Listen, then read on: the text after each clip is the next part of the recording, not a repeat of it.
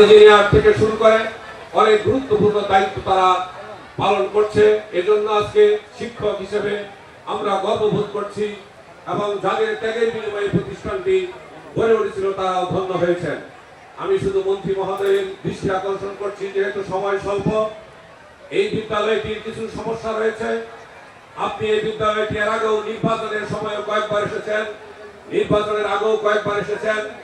আপনি এখানে ক্রিকেট খেলা উদ্বোধন করেছেন, এখানে বর্ধিত সভায় আমার রুমেই নির্বাচনের আগে হয়েছিল, নির্বাচনী জনসভা হয়েছিল। আমাদের প্রিয় ভাবি সেই জনসভায় এসেছিলেন। এই এলাকার মানুষের প্রত্যাশা এই রামজীবন স্কুলটি বাংলাদেশের একটি অন্যতম বিদ্যাপীঠ হিসেবে গড়ে উঠুক।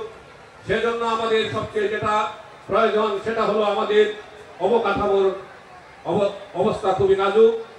ঘরের সমস্যা থাকার কারণে আমাদের কোমলমতি ছেলেরা ঠিকভাবে ক্লাস করতে পারে না। তাই এখানে একটি বহুতল 6 তলা বিল্ডিং এর বিশেষ প্রয়োজন। আমাদের ভবিষ্যৎ পরিকল্পনা আছে আমাদের বেকারত্ব দূর করার জন্য, বাংলাদেশকে সম্পূর্ণ জাতি হিসেবে গড়ে তোলার জন্য আমাদের কারিগরি শিক্ষার খুব প্রয়োজন।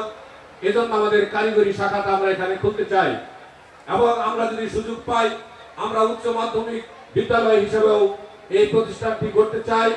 তাই সেদিকে আপনার সুদৃষ্টি কামনা করছি। আর আপনি যেহেতু বিজ্ঞান মন্ত্রণালয়ের মন্ত্রী, বিজ্ঞানের সরঞ্জামাদি দিয়ে আমাদের কোমলমতি ছেলে মেয়েদেরকে শিক্ষার প্রসার, বিশেষ করে তথ্য প্রযুক্তি বিষয়ে আমাদের ছেলে মেয়েদেরকে যোগ্য হিসেবে গড়ে তোলার জন্য আপনার পক্ষ থেকে সকল ধরনের সহযোগিতা আমি বিশেষভাবে কামনা করছি। আমি এই স্কুলের শিক্ষক এবং আমি আপনার একজন রাজনৈতিক ক্ষুদ্র কর্মী। দুঃসময়ে দুর্দিনে আপনার পাশে থেকেছি, আপনার পাশ থেকে দুঃসময়ে আমরা পালিয়ে যাই নাই। এখানে আমার সেক্রেটারি রবিউল সহ আমার ইউনিয়ন বিএনপির অনেক নেতৃবৃন্দ এখানে রয়েছে এবং এখানে শিক্ষক সমিতির নেতৃবৃন্দরা রয়েছেন। আপনি একজন শিক্ষক বান্ধব নেতা। আপনাদের ভুয়াপুর, মধুপুর তথা উত্তর টাঙ্গাইলে আপনাদের পরিবারটি হলো শিক্ষা বান্ধব পরিবার। সেই হিসেবে মধুপুরের প্রত্যেকটি স্কুল, কলেজ, মাদ্রাসা, বিশেষ করে আমার ইউনিয়নে আরো 2টা প্রতিষ্ঠান রয়েছে, ইয়াকুবিয়া সিদ্দিকিয়া দাখিল মাদ্রাসা, এমআই দাখিল মাদ্রাসা। এই 3টি প্রতিষ্ঠান অত্যন্ত গুরুত্বপূর্ণ শিক্ষার আলো বিস্তার করছে।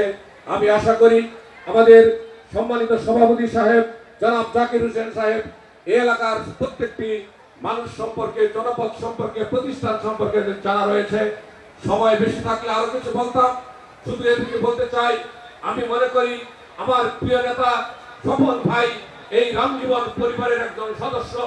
আমাদের সুখে দুঃখে আপনি আমাদের পাশে থাকবেন এই প্রত্যাশা জ্ঞাপন করছি এবং আজকের এই অনুষ্ঠানটাকে সফল করার জন্য যে সমস্ত বেশ প্রতিনিধিরা এবং যে সমস্ত শিক্ষার্থীরা অক্লান্ত পরিশ্রম করে এই অনুষ্ঠানের আয়োজন করেছেন তাদেরকে ধন্যবাদ দিয়ে মাননীয় মন্ত্রী মহোদয়কে আবারও রামজীবন পরিবারের পক্ষ থেকে ধন্যবাদ জ্ঞাপন করে উপস্থিত সকল অতিথিবৃন্দকে ধন্যবাদ দিয়ে অনুষ্ঠানের ভুল ত্রুটি ক্ষমা সুন্দর দৃষ্টিতে দেখে আমরা যেন আরো আগামীতে সুন্দর করে অনুষ্ঠান করতে পারি সেই প্রত্যাশা জ্ঞাপন করে আমি আমার বক্তব্য এখানে শেষ করছি।